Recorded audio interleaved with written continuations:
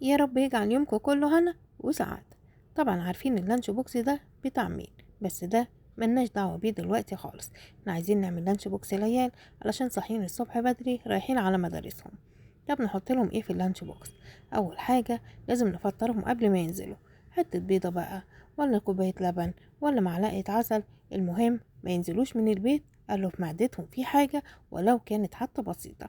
طب نحط ايه بعد كده في اللانش بوكس؟ عايزين ننسى حركة العيش الفينو خالص، لأن العيش الفينو بقى مكلف، واللي جوه العيش الفينو كمان بقى مكلف. طب نحط ايه؟ احنا ممكن نديهم حاجة من اللي موجودة عندنا في البيت، زي مثلا اتبقى حتة قطعة بانيه مثلا مع شوية رز، طبق مكرونة. على فكرة الحاجات دي مش مكلفة، ومش هتخلي صحابهم كمان ان هم يبصلهم ايه اللي انتوا جايبينه ده واحنا معناش. ما هم اصحابهم كمان ممكن يجيبوا حاجات صغيرة زي دي، شوية بطاطس نحمرها، قطعة بانيه. واوعوا تفتكروا ان الكلام ده بجد.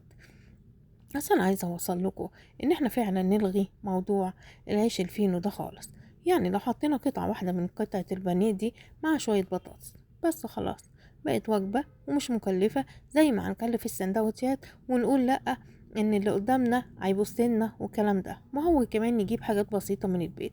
طب ما نحمر شويه بطاطس حتى وياخدوها معاهم، او ممكن حته كبده، او اي اكل باقي من البيت، لان فعلا هم فطروا في البيت فهم في مرحله الغداء.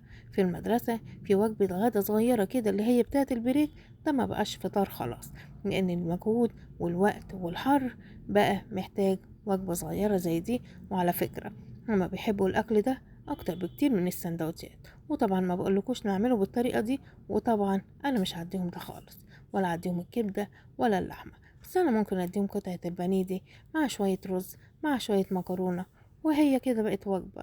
المهم نعمل لهم حاجه ونخليهم واثقين في نفسهم. اهم حاجه كل واحد ما يكونش مغرور ولا متكبر باللقمه اللي في ايده، علشان دي نعمه من عند ربنا، وبرضه علشان اللي قدامنا ما يصعبش عليه نفسه. عايزين كلنا ناكل اللقمه باحترام، وكمان ما نضايقش اللي حوالينا.